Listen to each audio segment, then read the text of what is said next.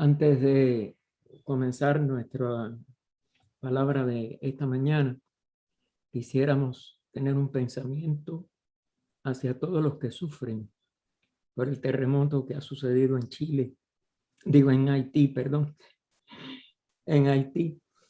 Y esta mañana, que todos los que estén sufriendo reciban el infinito amor de la Madre Universal, la compasión de esa expresión de la maternidad y del amor a todas las criaturas, que mañana el cristianismo conmemora como la asunción de la Virgen a los cielos. Y aunque en esa línea nosotros nada más que lo veamos en el sentido cosmogónico, que pueda así la fe y la devoción de los seres humanos canalizar ese amor a través de ella hacia todos los que sufren, incluidos, como están bien, todos los que están sufriendo la pandemia. Que su amor alivie el dolor y el sufrimiento y podamos nosotros, a través de esta sesión de estudio de nuestra fundadora y de sus misterios, contribuir a ese alivio y a ese amor sanador de toda herida y de todo sufrimiento.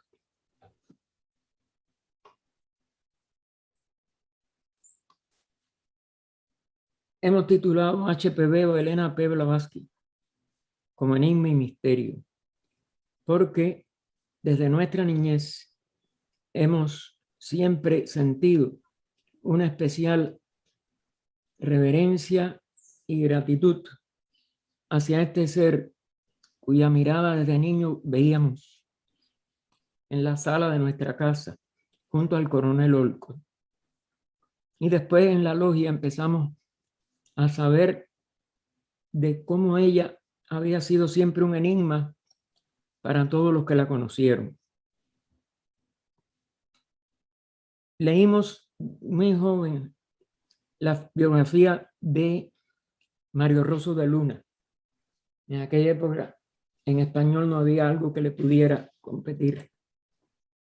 Y después hemos seguido también otras investigaciones, sobre todo la de la última de Sylvia Cranston, que nos lleva a poder enfrentar muchos de estos enigmas y misterios.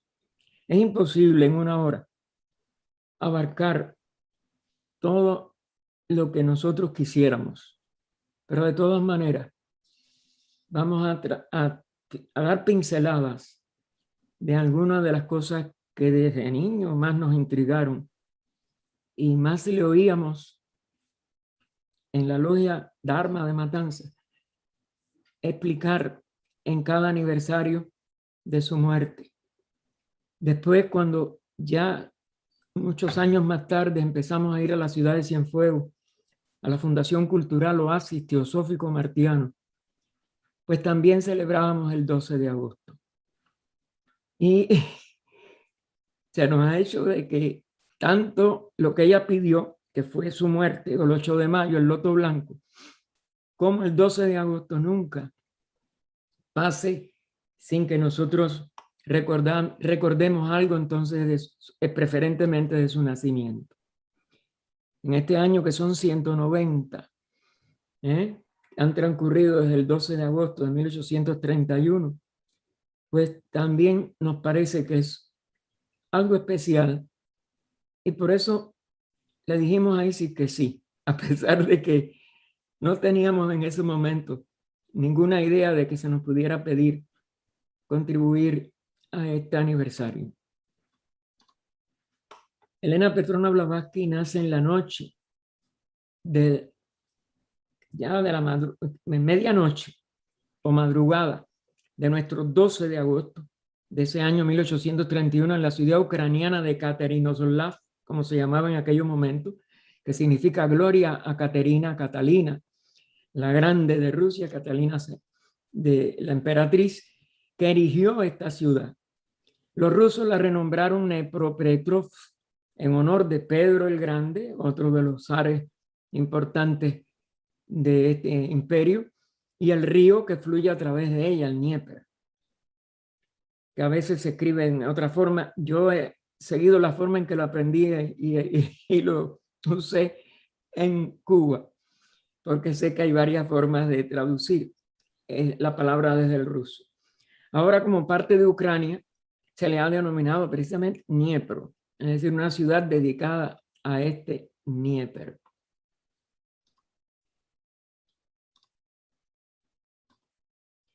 En el calendario juliano, el 12 de agosto, en aquella época, correspondía a la noche del 30 al 31 de julio.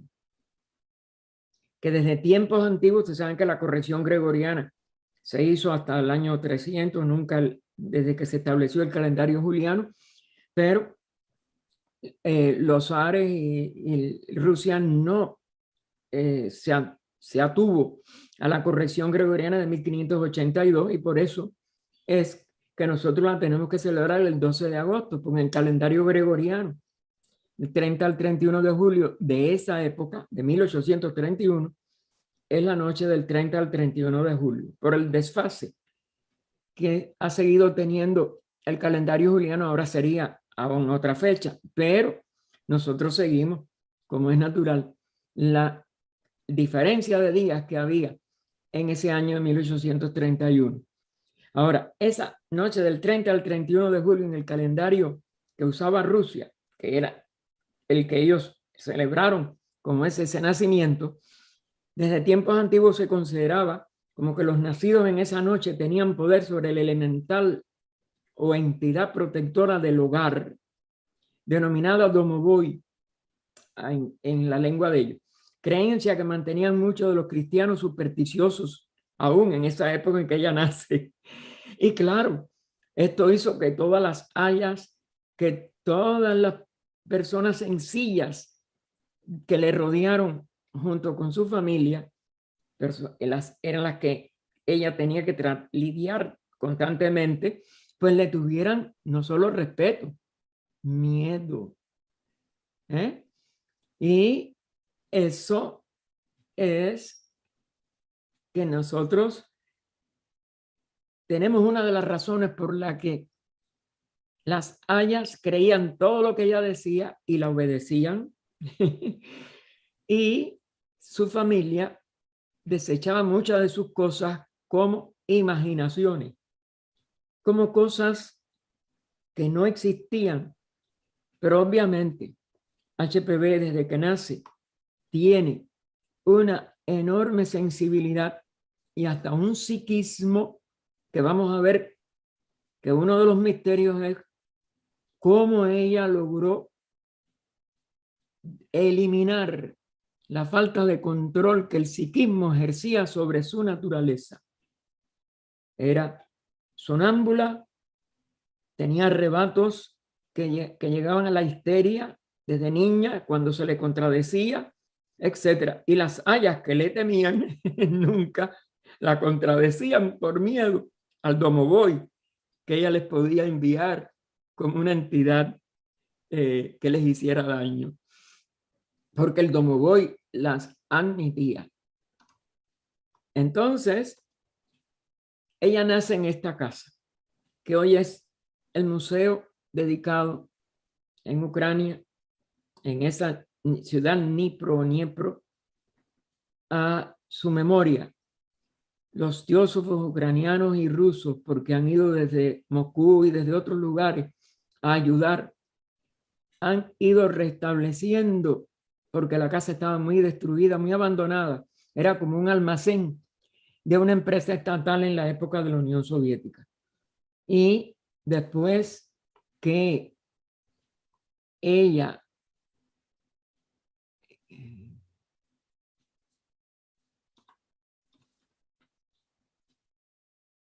muere, digo que ella muere, que la casa es dedicada a la Sociedad Teosófica, se admitió, y se admitió después la existencia de la sociedad, que estuvo prohibida, como es natural en toda la Unión Soviética. Ucrania formaba parte.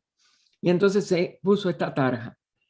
Son las dos que nosotros queremos mostrarles a ustedes. Hay muchas más, hay de todo la época en que empezaron toda la reconstrucción, las partes interiores. Aquí ya las ventanas están distintas a la primera, fotografías que se recibieron, etcétera, pero por dentro también se ha hecho una labor extraordinaria y se ha convertido en una casa dedicada a todo lo que de ella puede, como si dijéramos, ser de inspiración para los teósofos que visiten la casa. Está el sello de la sociedad, está esa tarja con el nombre de ella, etcétera. Y esa casa pertenecía a sus abuelos, a Andrei Fadiev y la princesa Elena, que era descendiente de Dolgorukov o Dolgorukis, la última princesa, porque después el título no se no se podía transmitir por la línea femenina, y ella no tuvo hermano y ella fue la última. Se casa con Andrei. Tanto su abuela como su mamá, como ella, tenían el mismo nombre y había que distinguirla por el segundo, que ustedes saben que se usa de acuerdo al nombre del padre. Su abuela era Nana Pavlovna y ¿cómo se llama? Su mamá era Andreevna, porque Andrei era el nombre de su abuelo, y ella era Elena Petrovna, porque su mamá se casó con Pedro Han. Ella nace en medio de una epidemia de cólera, y entonces el nacer en esa noche agorera del 30 al 31 le daba una doble condición que le dieron sello a su niñez. Es decir, se consideraba que las personas que nacían en medio de una epidemia también eran especiales. Vera dijo que al pasar los años su madre se afligía más sobre Elena, dotada de la niñez con una naturaleza excepcional y yacente en su lecho de muerte, musitó estas proféticas palabras: quizás sea mejor que muera, porque así no veré lo que pasa con Elena. Tengo certeza de que su vida no será como la de las otras mujeres y sufrirá mucho. Y en realidad fueron verdaderas palabras proféticas y algo que no puede achacarse a mera casualidad. Desde su nacimiento había una serie de condiciones que anunciaban más el psiquismo con que nace, más la total, consideramos, valentía que se combinaba con terrores. Es decir, que ella iba de un extremo al otro. Ella, con lo que ella quería hacer, era la mujer más valiente del mundo, la niña. Vamos a ver algunas de las cositas. No podemos verlo todo, repito. Pero era también de aterrarse ante cosas que nadie veía. Veía ojos que nadie veía en los objetos. Es decir, que ella estaba en contacto más con la vida, que en esa época, como es natural, ella no podía distinguir, o podía sí quizás sentir lo negativo y identificarlo como diferente de lo positivo. Todas estas cosas ya están en las primeras condiciones de por qué ella es tan misteriosa. Otra cosa, ay, perdón, esto no se puede subir. Tengo aquí una... Bueno, nunca tuvo malicia. Este es un pensamiento para que ustedes vean dentro de esa dualidad y dentro de esta rebeldía a veces, y dentro de todas las cosas que ella iba, ay, perdonen, pero lo que he hecho es...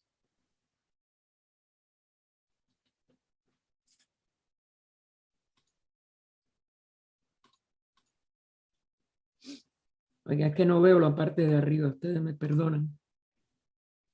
Este es un pensamiento, si no veo el inicio, se me olvida mucho de lo que...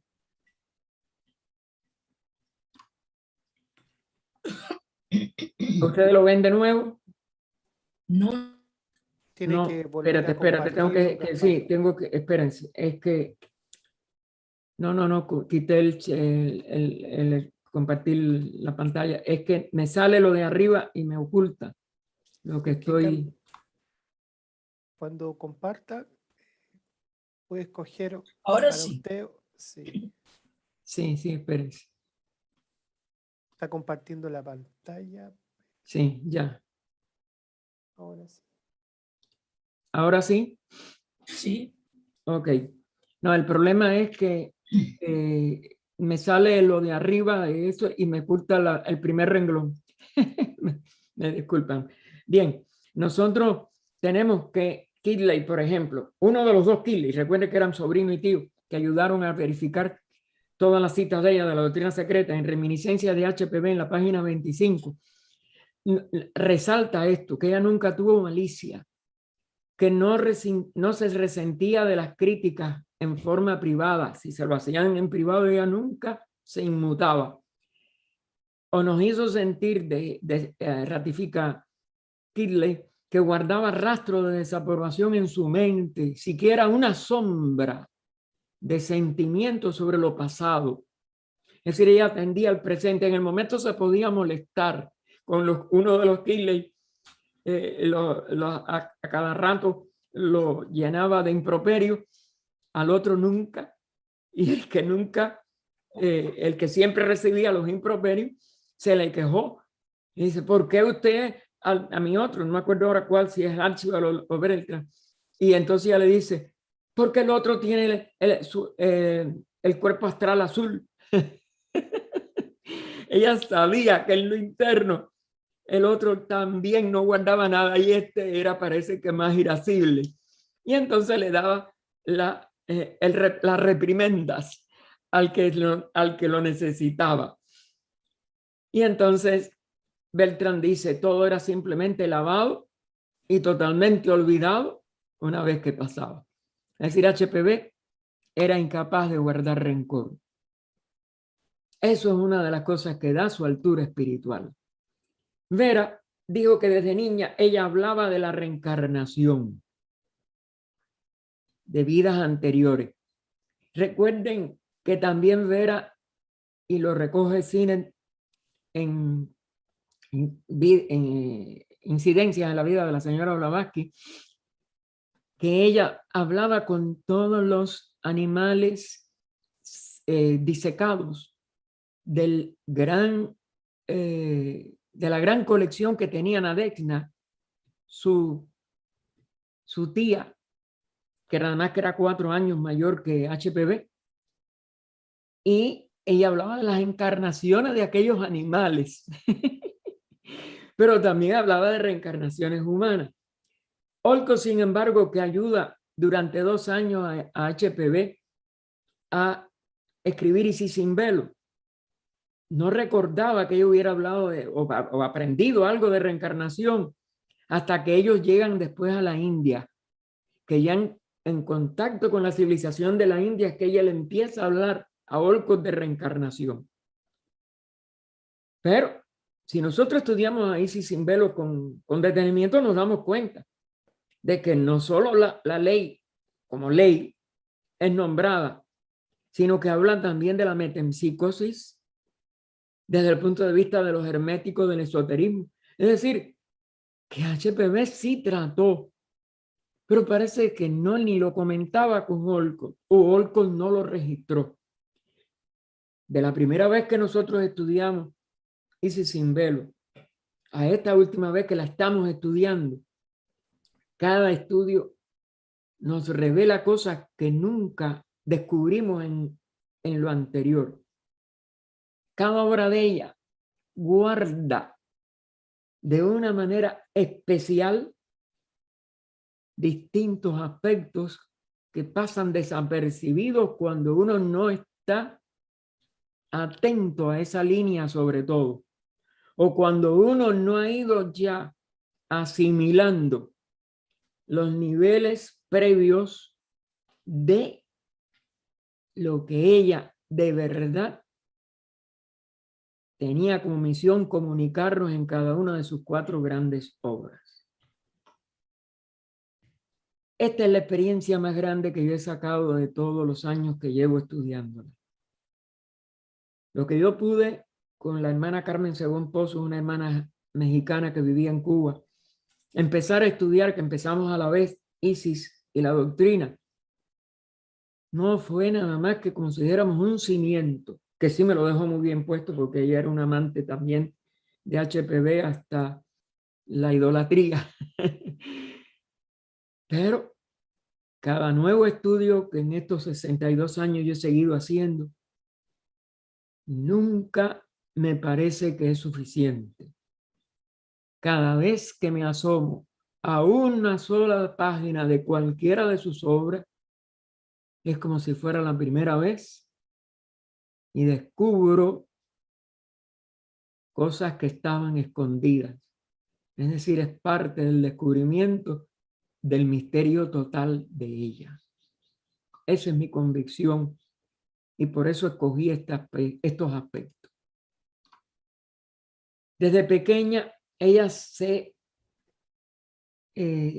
como dijéramos, se encontraba internamente, invisiblemente, nadie se lo creía, con un mismo personaje que ella empezó a llamar su guardián, su custodio, su salvador, porque sobre todo le salva la vida.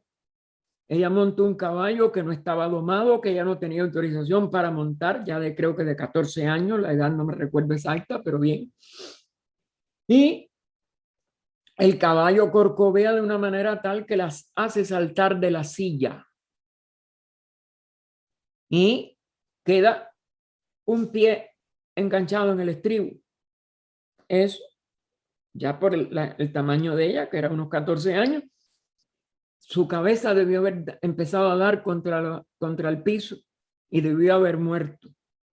Pero todas las que lo contemplaban, porque indudablemente con el griterío que se formó y todo, Vera es una de las que veía que su cuerpo estaba arqueado, que su cabeza estaba levantada y nadie podía pensar que ella tuviera la musculatura para poder hacer eso, aparte, un caballo desbocado. Claro, todos los que tenían que ver con las caballerizas, etcétera, lograron dominar el caballo y cuando se acercan llenos de horror los familiares, entre ellas Vera, etcétera, pues ella dice, ¿por qué estaban ustedes así? Ustedes no veían que mi protector me tenía agarrada por los hombros y me subía la cabeza para que yo no me fuera a dar. Ella naturalmente, como si hubiera sido algo normal. También, y quiero, no lo incluí aquí porque es que es demasiado, ella le atribuía, pero ahí ella no lo vio. Ella estaba siempre detrás de saber quién en la galería de retratos de la casa de Saratov, de campo de sus abuelos, cuando ya su mamá había muerto y todo eso, quería saber que era un retrato que tenía una cortinilla pasada. Estaba en lo más alto de una galería donde ella no podía dar, cuando eso ella era más chiquita. Y empezó a poner una mesa más grande, una mesa más chiquita, una silla, etcétera, para poder llegar y quitar la cortinilla. Fue tal el susto que se llevó de la efigie que estaba oculta. Se dice que era de un antecesor que había sido muy negativo. Recuerden que ellos fueron de Rurik, descendientes de Rurik, uno de los fundadores de Rusia. Y se cae, pierde el conocimiento en la caída o del susto que ya de ver aquel rostro. Y cuando despierta, ella estaba recostada en una alfombra. Ella estaba bien, ella no tenía ninguna herida, ninguna cosa de golpe. Y mira, y el cuadro estaba todo pasado, todos los muebles en su lugar. Y cuando mira al al cuadro. La cortinilla estaba en su lugar y piensa si había sido un sueño, pero de pronto vio al lado de donde la cortinilla se empezaba a descorrer la huella en el polvo, porque allá arriba los criados no llegaban quizás a limpiar con la debida frecuencia, en el polvo de la cornisa, la huella de su manito. Es decir, que ella supo que no era un sueño. Él, este ser, al cumplir los 20 años, ella está en Londres con su papá, lo ve en la parada oficial de la primera embajada del Reino de Nepal a la, ¿cómo se llama? Feria Internacional de Londres de 1851 y se da cuenta que era un ser humano. Trata de decir y ve que él se pone el índice a los labios, ella como que se callara, no dice nada, pero era su cumpleaños. El 12 de agosto de 1851 en Londres, porque Londres sí tenía el calendario gregoriano. Y ella queda tan impactada que ya por la noche se va a Hyde Park, porque la parada era el paseo que está frente a Hyde Park, lo que se le llama Hyde Park. Y entonces lo encuentra. Él le habla de una futura misión en India, pero mientras que fuera a la India y a otros lugares, le da ya la orden de empezar sus viajes. Y así comenzaron sus largos viajes durante 20 años, que incluyeron sus años de entrenarse en el Tíbet a los pies de su maestro. ¿Cómo llega ella allí? A los 17 años, 1848, precipitadamente, y con los detalles no vamos a entrar, se casa con Nicéforo Blavatsky, pero ella no quería, como es natural. Este hombre casi le triplicaba la edad y por tanto ella ¿cómo se llama? Lo que se proponía era huir. El hombre se da cuenta, le pone guardias especiales, pero así todo ella huye. Va a su familia a caballo para que la protejan, que ella vea a su padre en otro lugar, que esto, que lo otro. La cosa era que ella quería ponerse bajo la protección del padre. La mandan, porque él estaba, como es natural, él era militar, a buscar en un barco con los criados, etcétera. Hace un ardid, se va hacia Constantinopla y de allí a Egipto. Allí tiene su primer contacto. ¿Cómo ella llegó a eso? Nadie lo sabe. Ella nunca lo dijo.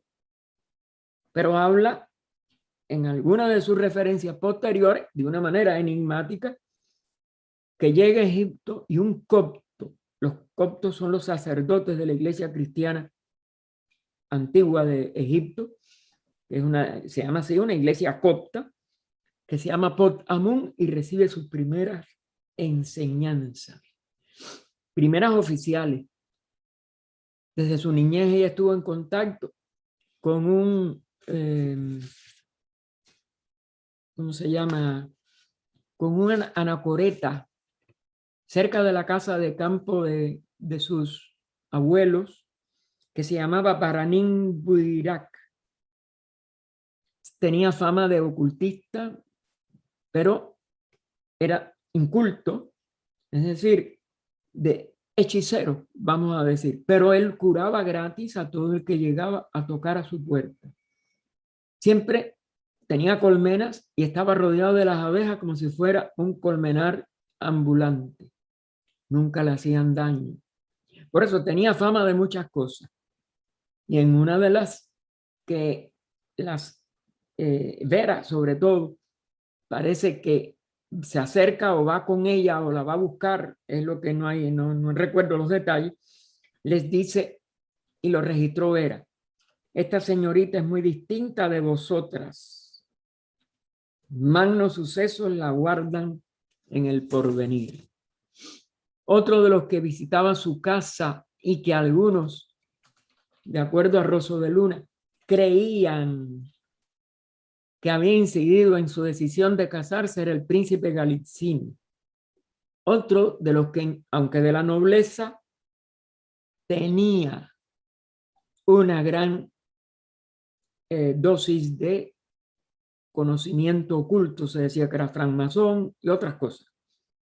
Es decir, que tanto en lo que ella prefería, porque ella prefería a la gente pobre, los niños con que ella jugaba, ella se escapaba y jugaba con los niños de la calle, más que los niños de su familia o de su entorno. Sin embargo, esta, ¿cómo se llama?, capacidad de ella le sabía distinguir dentro de la gente de nobleza a una figura como Galitzini. Es decir, que ella no era que discriminara porque estuviera nada más en la parte de los pobres, ¿verdad?, como a veces interpreta Vera. Es que ella sí prefería lo sencillo, ella no tenía ningún ínfula de lo encopetado y de la nobleza, pero sí sabía distinguir la cultura profunda de un Galitzini que era ocultista. Es decir, que ella siempre tuvo un discernimiento que no pudo ser aprendido en esta encarnación.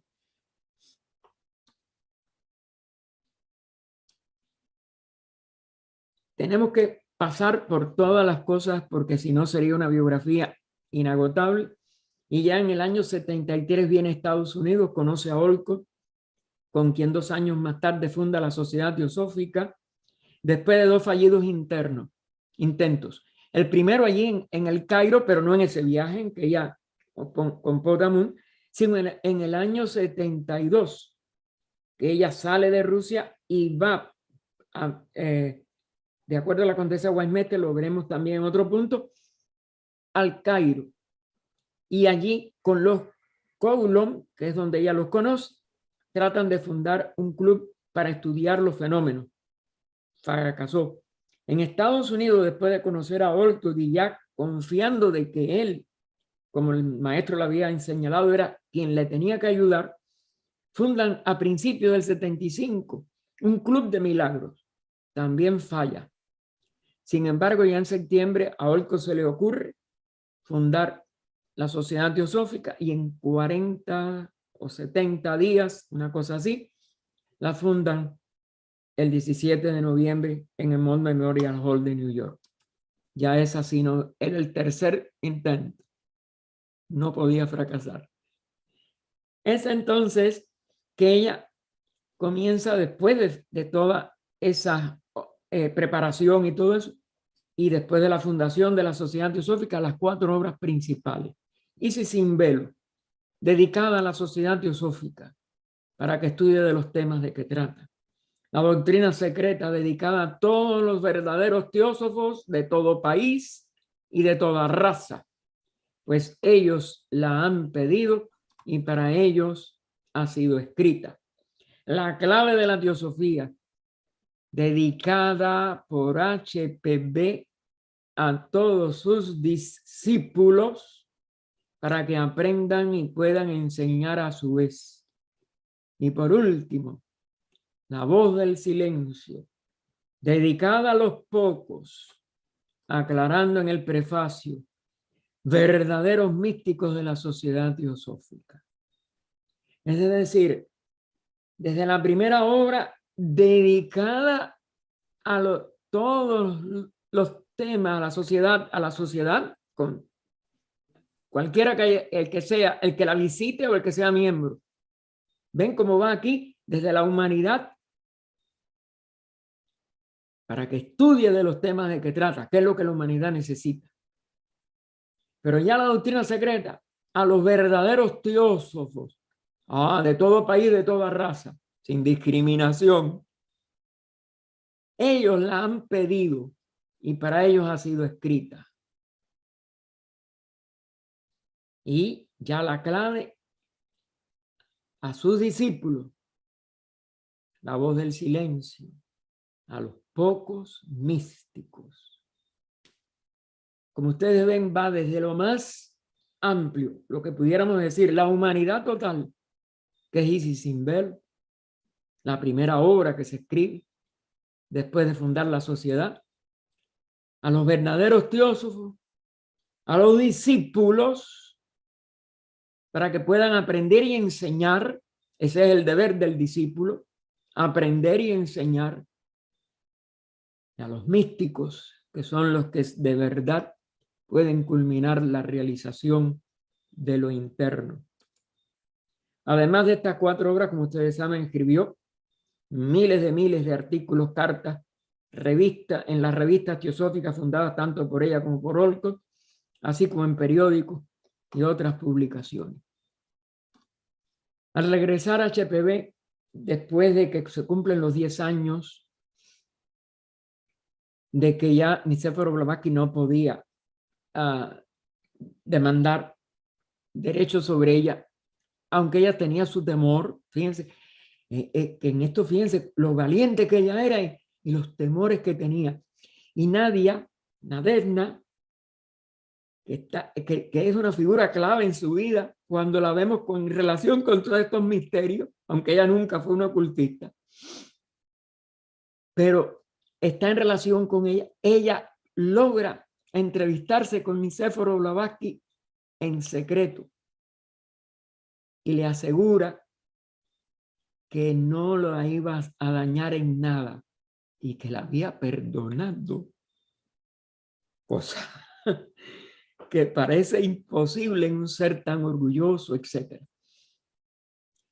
Óigame, Nadia, desde el bautismo, ella es la que provoca el incendio en que el Pope, el sacerdote, que la estaba bautizando por poco muere y se le quemaron las vestiduras. Unos decían que hasta había muerto, pero en otros lados yo he leído que no. ¿Qué pasó? ¿Por qué el bautismo se convirtió en fuego? Eso es un símbolo, a mi entender. Porque Nadia es la que se queda dormida, según dicen. ¿O fue una energía que puso el fuego? Aquí hay otra de las intrigas, de las cosas que yo nunca me he convencido que sean como se narra la familia. Un año después, aquí viene ya ahora lo más importante de lo que vamos a ver. En 1859, al año siguiente de ella llegar, ella va con Vera a Rugodevo, donde sufre una gravedad que Vera describió así. Años antes, quizás durante sus viajes, que Vera pone solitarios en las estepas de Asia, etc. ¿Por qué pensaba Vera eso? ¿Y qué son estos viajes por estepas solitarias, ella sola en el Asia? Ella había recibido una tremenda herida. ¿Cómo lo supo Vera? ¿Se lo dijo HPB? ¿O ya ella en aquella época recibió tratamiento por esa herida? Nunca pudimos saber cómo se la había hecho.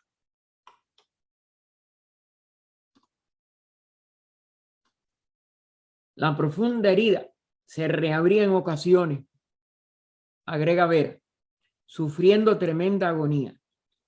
A pesar de que un médico la vio allí en Rugodevo, al querer examinar la paciente inconsciente, se llenó de terror al ver una mano entre la suya y el pecho. La herida era en el pecho, que se movía hacia el cuello de ella. Mientras el cuarto se llenaba de ruidos por todas partes que aumentaron el terror del médico y pidió no lo dejaran solo allí. No se supo nada. En 1860, y esto es lo importante, tengan en cuenta las fechas, salen a visitar a sus abuelos y durante el viaje asistieron a una misa. Aquí viene otra de las cosas, su relación con la iglesia. El bautismo fue un desastre. Ella no resistía que la llevaran a misa. Vera misma tenía miedo, pero como era el metropolitano Isidoro, que era metropolitano de Kiev, de Ucrania, que era la contrapartida del metropolitano de Moscú y San Petersburgo y todo eso, que eran los que tenían que ver con la corte y coronación de los zares, pero el metropolitano de Kiev siempre era muy espiritual. Y al final, el mismo Isidoro le manda de que pasen a una entrevista privada. Surgen todas las cosas que surgían, aunque Vera le había pedido que no, sus duendes no hicieran ruidos. Pero se producen los ruidos y él pregunta quién era. Y claro, la misma Vera le digo, no es ella. Y él la bendice antes de despedirse por los poderes. Isidoro no le dice por mediunidad ni por nada, poderes. Y la exhortó a que los usara siempre en beneficio de la humanidad. Estuvieron allí con los abuelos hasta 1863, es cuando creo que muere, o es en la visita siguiente que muere su abuela, que la quería y que la había sobre todo cuidado y mimado después de la muerte de su hija, de Elena Andreyevna, que es la mamá de HPV. Y Vera tenía negocios en esa parte de Ucrania, Rugodevo, en Mingrelia, etc. Y van a Mingrelia. HPV enferma hasta que su cuerpo se volvió esquelético. Y el doctor le ordena regresar inmediatamente a Tiflis porque estaba muriendo. Viajando en un bote nativo que está descrito en otra parte y no lo podemos hacer aquí, por el río Rión hasta Kutaïs. Ella llegó a Tiflis casi muerta. En medio del viaje que implicaba una noche, las luces, eso aterraron a los sirvientes, la dejaron sola y volvieron a la mañana porque no resistían las cosas que estaban pasando. Ella nunca habló de este tema con nadie, dice Vera. Al recuperar su vida y su salud, partió para el Cáucaso. Antes de su partida del país en 1863 o 64, ponen, porque parece que hay duda de la fecha exacta, o fines mismo del 63 o inicio del 64, la naturaleza de sus poderes, según Vera, cambiaron totalmente. Esto es lo que la convierte de una medium como nació en una iniciada como volvió del Tíbet.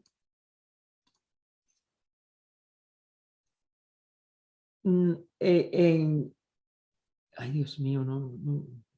Bien. Hay una serie de fases en las transformaciones de la fuerza psíquica de Elena que no se saben en sí. Vera nos dice que en Kof y Rugodevo, donde es la herida del pecho, a menudo ella no podía controlar sus facultades todavía. Luego ella pareció cada día gobernarlas con mayor control, hasta que después de su extraordinaria y extraña enfermedad en Tiflis, la sujetó a su voluntad. Es decir, es un proceso con sufrimientos físicos horribles.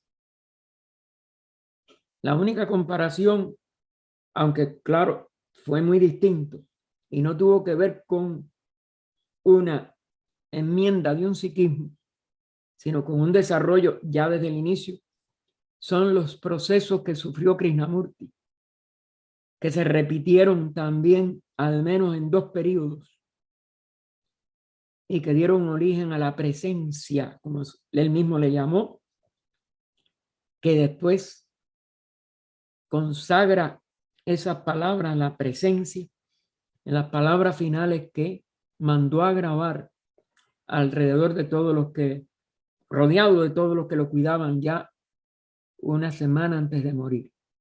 Búsquenlo y verán que esto es lo que yo creo que ella logró, esa presencia. Cuando ella conoce a Olcott, la herida del pecho se abrió y ella le dice que en 1867 la hirieron en la batalla de Mentana. Le enseña el brazo, le enseña la pierna.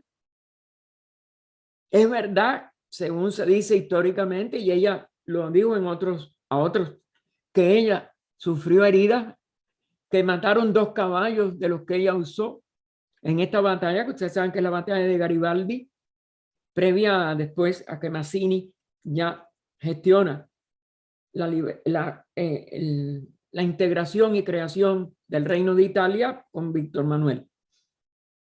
Porque no lograron que la completa derrota, como es natural, y la integración de Italia, pero ese era el objetivo, y se logró indirectamente a través de negociaciones posteriores. Pero ¿cómo en 1867, si la crisis de Rugodevo en el 60? 7 años, hermano, de diferencia. En relación con esto y muchas otras cosas que no podemos entrar en detalle, Vera hace constar que ella, aunque casi siempre callaba muchas cosas, a algunos de los corresponsales que le preguntaron sobre cosas de su vida, etcétera, etcétera, si ella sentía que era un interés, como si dijéramos, de lo positivo, del amor, de los que ya después, sobre todo en la Sociedad Teosófica y eso, querían conocer más de ella, ella le contesta: hay varias páginas de la historia de mi vida que jamás mencionaré y moriré primero, no porque me avergüencen, sino porque ellas son demasiado sagradas.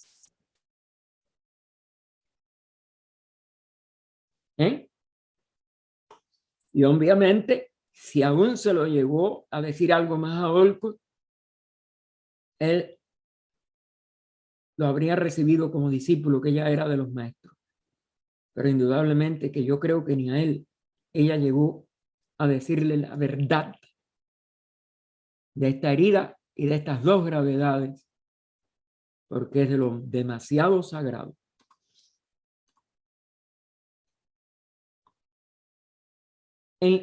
Cuando ella le preguntaron y ella publica un artículo de por qué no regresaba a la India después de que ella salió de la condena que le había hecho la Sociedad de Investigaciones Psíquicas, ella sí hizo constar esto. Fíjense, porque aquí hay que ver cómo ella era valiente para enfrentar algunas cosas y cómo era vertical, aunque nunca iba a traicionar su labor y sobre todo el posible daño a la Sociedad Teosófica. Y a ella le pidieron que se fuera de la India, que ella estaba para morir y que no iba a hacer nada positivo allí. Pero cuando sigue viviendo, ella publica esto. Por lo tanto, digo, si en aquel momento crítico los miembros de la Sociedad Teosófica, especialmente sus guías hindúes y europeos en Adyar, hubiesen permanecido compactos como un solo hombre, firmes en su convicción y en el poder de los maestros, la teosofía pudiera haber salido más triunfante que nunca y ninguno de sus temores se habría realizado, a pesar de las sutiles trampas legales que me tendieron y de los errores que yo, su humilde representante, pudo haber cometido en juzgar la conducta ejecutiva en el asunto. No creo que la Sociedad Teosófica pueda tener un triunfo completo, dice ella en otra parte, a menos que asimiléis al maestro o a mí misma.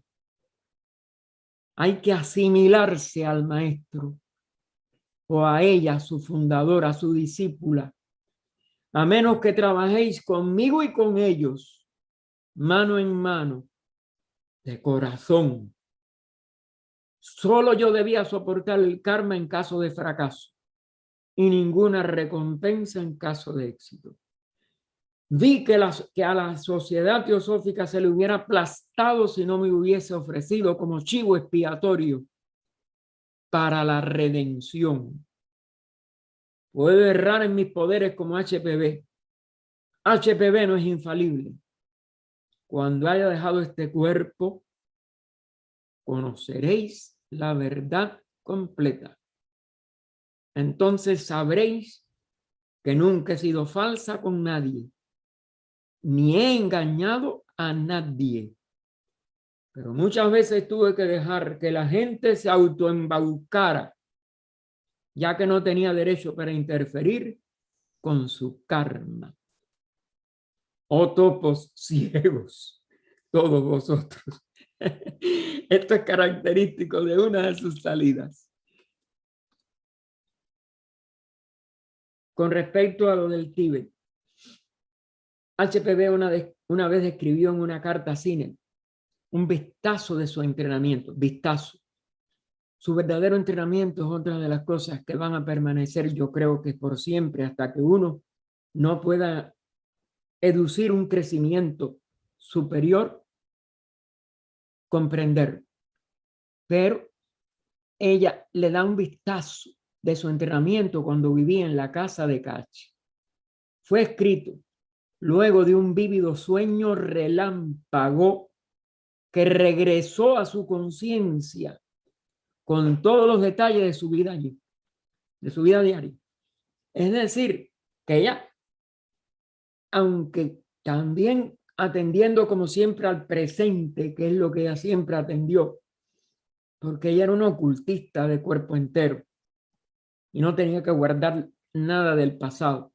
Sin embargo, cuando necesitaba datos, le venían todo a través de un sueño relámpago. Y es por eso que le puede escribir esa carta a Sinek. Y entonces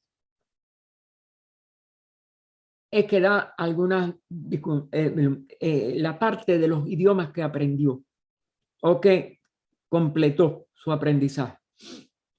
Ella dice que se había ocupado mucho del tiempo en aprender 2 lenguajes. Uno era el Sensat, ese sí era aprenderlo, que ella define como el nombre místico para la lengua sacerdotal o misteriosa habla de los iniciados adeptos en todo el mundo. En ella están escritas las estancias de la doctrina secreta y la voz del silencio, que ella tradujera para nosotros, ya enferma, ya en el final de su vida. El otro era el inglés, que ella había aprendido con una de sus ayas, o de instructora, o guías ya de estudio, que era una persona de la rural Inglaterra. El nombre lo tenía, pero se me ha ido de la mente. Y había comprendido que aún en 1867, cuando ella va a Italia para la célebre batalla de Mentana, le era imposible entender un buen libro que trató de leer estando en Venecia. Y como ella va ya en el 68, 69, por ahí, para el Tíbet, es una de las cosas que aprendió. Un inglés que ella pudiera usarlo como inglés culto. El maestro Cache sabía ambas lenguas, no era su maestro, ella, su entrenamiento con el maestro Moria, ella nada más que nombra esto, porque es con el maestro Cache, la corregía. También durante ese tiempo, HPV conversaba solamente en inglés, aún con su propio maestro. Pero ya fuera que su habla fuera buena o mala, ella dice, para él era lo mismo. Él sí no era como Cache, que parece que dominaba más en el inglés. ¿Por qué? Porque Moria comprende cada palabra directamente de mi cabeza. El significado estaba en la cabeza de ella. Todo lo anterior le fue explicado a Sinek por HPV en sus cartas para que comprendiera mucho de su entrenamiento en el Tíbet. Cuando Olcott sabía por, ¿cómo se llama? Por HPV, en su última entrevista con Nadia, cuando Nadia y Vera, con una hija de Vera, la que se casa con Charles Johnston, el que tradujo los Yoga Sutras de Patanjali a un inglés asequible a nosotros, etcétera. Había una traducción de Vivedi, pero esa es como la de Tainika, hay que tenerlo con los comentarios. Pero él hizo una traducción en un inglés fácil a nosotros.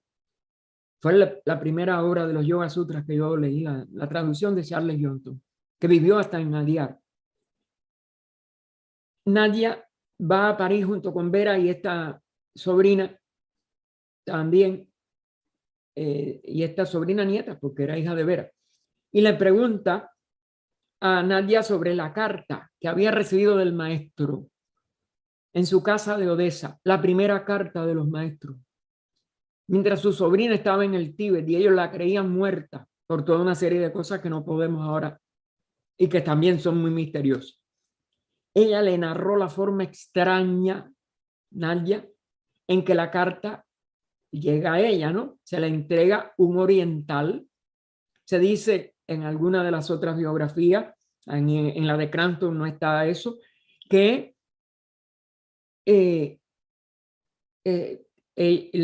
vamos a decir, una persona de la servidumbre, tocan a la puerta, cuando abre, le dice, dígale a Nadezhda Fadeev, que era el nombre completo de ella, a la dama, lo trató desde el principio con mucho respeto, que le traiga una carta del Inca. Y cuando la criada o el criado le dice eso a Nadezhda, dice, hágalo pasar. Era un oriental. Y entonces le da la carta y dicho señor, le dice ella a Olcott, después de dársela, desapareció sin dejar rastro. Revisaron toda la casa, nunca apareció. Y era la carta de KH en francés que le aseguraba que HPV estaba viva, que regresaría a su familia tras 18 lunas nuevas, así como firmaba la carta KH. Él dice, esa no es la que está en... Y ella sabía de las cartas Jacines. Entonces Olcott le dice lo importante que era tener esa carta. Y ella le dice que en cuanto regresara a Odessa, ella la iba a buscar y enviársela. Lo cumplió. Dicha carta se conserva en Adyar con la misma letra de las demás. Esto sucede 5 años antes, 1870, noviembre del 70 es cuando esta carta llega a manos de Nadezhda.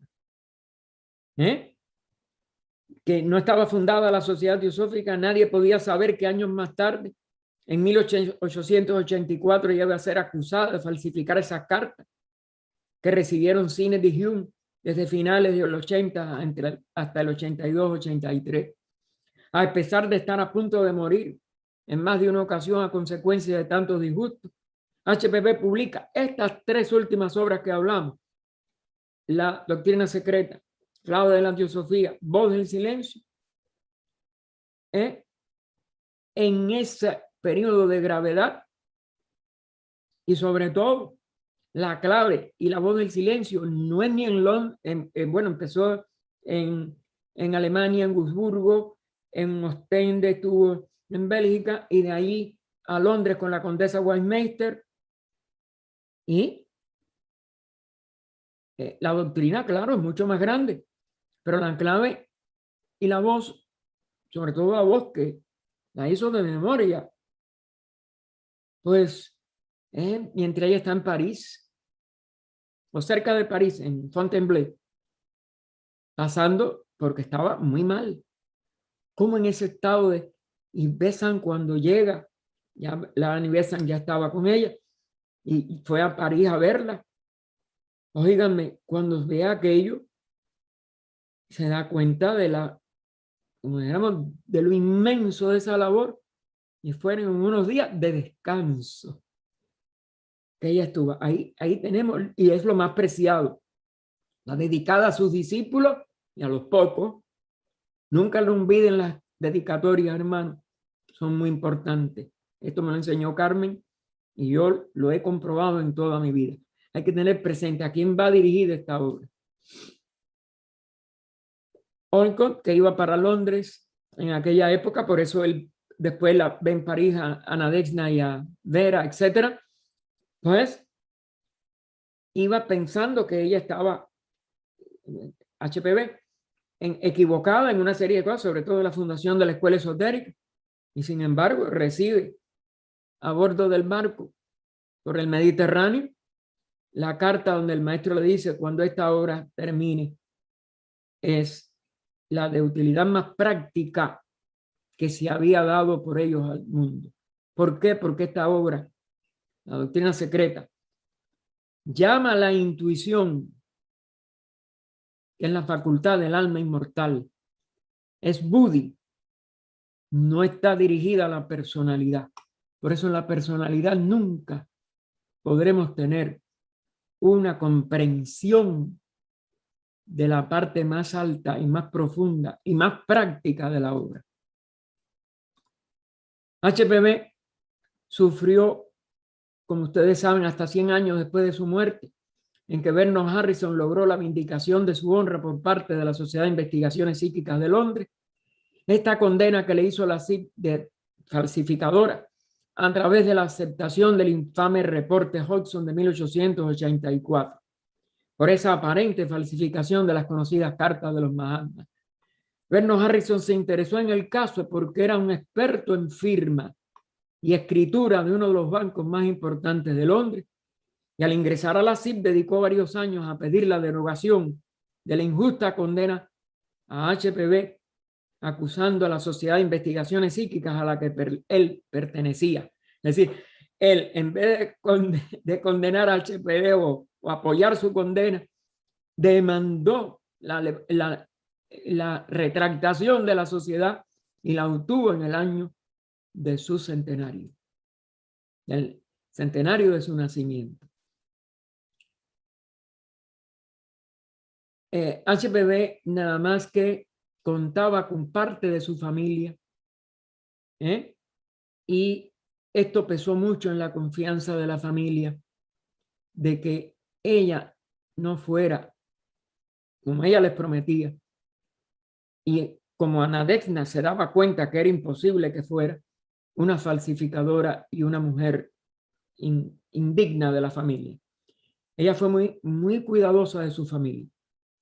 HPV, después de abandonar el Tíbet, viajó por el cercano Oriente y Medio Oriente también, yendo a Chipre y Grecia, donde conoce al maestro Hilarión, y según la condesa Wasmeister, estudió en Siria y Egipto con varios maestros.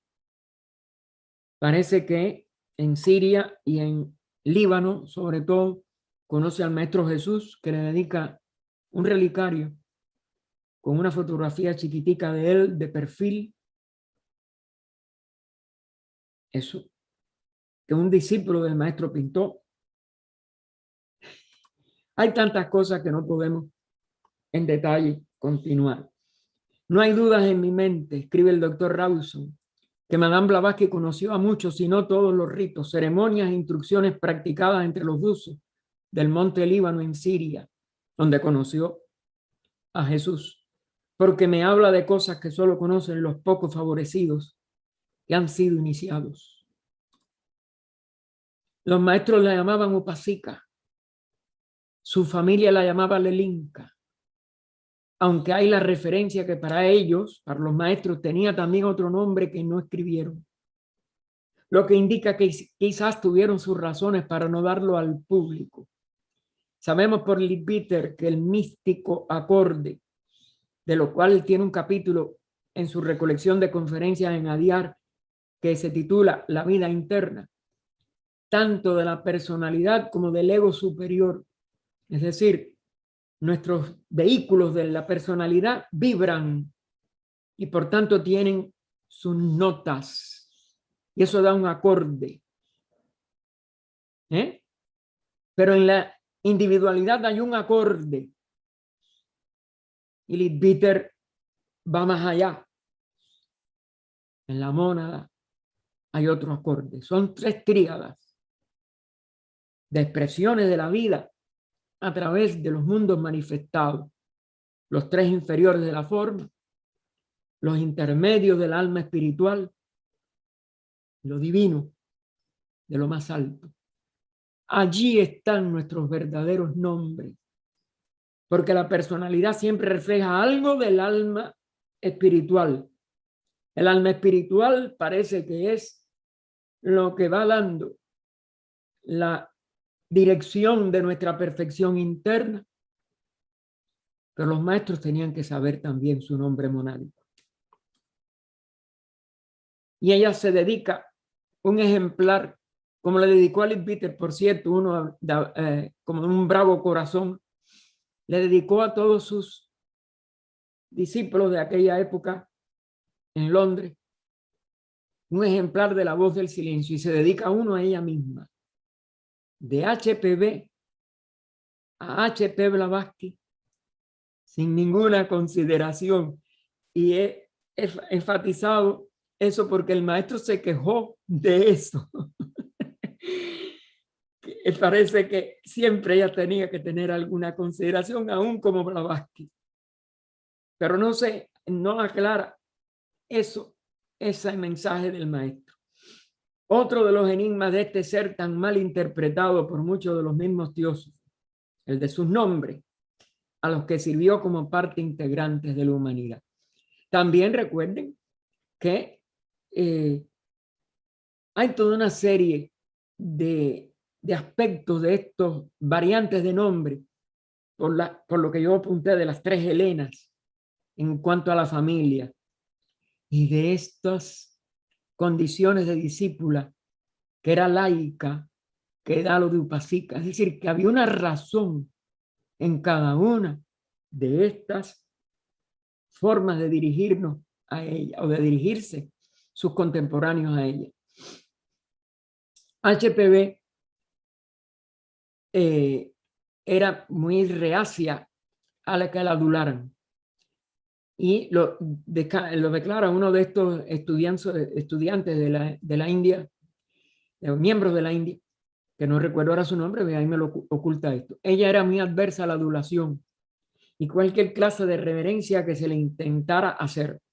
Una vez un miembro hindú vino a ella para tocar sus pies y cumplir obediencia. Entonces ella se irguió de su silla repentinamente y le espetó: no soy una santa, no pienses en adorarme. Esto se publicó en la misma revista El Theosophy en julio de 1929, porque quedó el récord. Pero cuando muy enferma, regresó de Francia a Londres y llegó a la estación de Charing Cross. La esperaban Mohini Chatterjee, uno de los discípulos con quien ella tuvo una serie de enlaces en labores, etc. Y uno de los Kigley, que no dice allí la biografía de la Cranston, que asustaron casi de muerte a toda clase de gente inglesa. En plena estación, el que conoce la estación de Charing Cross, de trenes, de metro, de esto, del otro, y creo que hay hasta ómnibus, y que vean que se arrogaron a los pies de HPV como si fuera un ídolo. Ella se enojó enormemente. Mohini tenía, sin embargo, una carta del maestro M, recibida en marzo del 84, en la que le pedía se postrara ante HPV como si fuera su mamá. Es lo que estaba cumpliendo con esta orden de la carta, y era un discípulo. Y le decía la carta, fíjense que lo cita entre comillas: debes impactarlos a todos los presentes en la estación.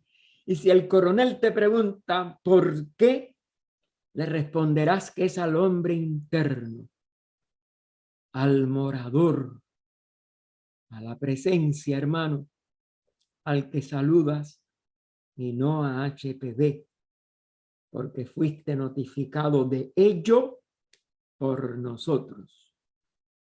Y sabe para tu propio conocimiento que uno mucho más grande que yo mismo, el Mahashohan, ha consentido generosamente a examinar toda la situación bajo su cuidado y luego visitar a través del mismo canal ocasionalmente.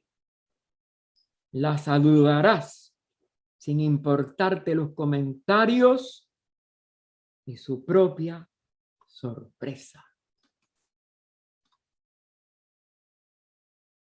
Francesca Rondelli, como ustedes saben, la tuvo con su mamá en su casa, hasta que ella, ya con Annie Besant, se van a la última casa donde ella vivió, donde se hacían las reuniones del círculo interno, etcétera, y donde murió. Y ella dice que lo más inolvidable y lo más agradable para Francesca, que ustedes saben que recibió carta de 2 metros, que fue extraordinaria, no podemos abundar. Dice, eso, lo que más ella, así tenía como querido en su corazón, que tuve siempre, fue temprano en la mañana. Ella, HPV, siempre parecía más accesible entonces. Su boca se curvaba amablemente. Sus ojos se veían brillantes. Y siempre parecía comprender y simpatizar no solamente con lo que uno decía, sino también con lo que uno no decía. Y Francesca abunda. Jamás sentí miedo de HPV. El miedo es falta de amor. Aquí ella demuestra lo que ella la quería. A pesar del fuerte lenguaje que a veces utilizaba. No es que ella lo disimulara, no es que ella no lo conociera. Uno siempre y de alguna forma, claro, porque la amaba, sentía que el lenguaje fuerte era de superficie. HPV proclamó a todos aquellos que tuvieran oídos para escuchar las verdades largamente olvidadas, que ahora y hoy más que nunca la humanidad necesita. Fue, de acuerdo a como la consideró sobre todo Mario Rosso de Luna, la esfinge del siglo XIX. Y quizás por muchos siglos sus misterios no tendrán fin.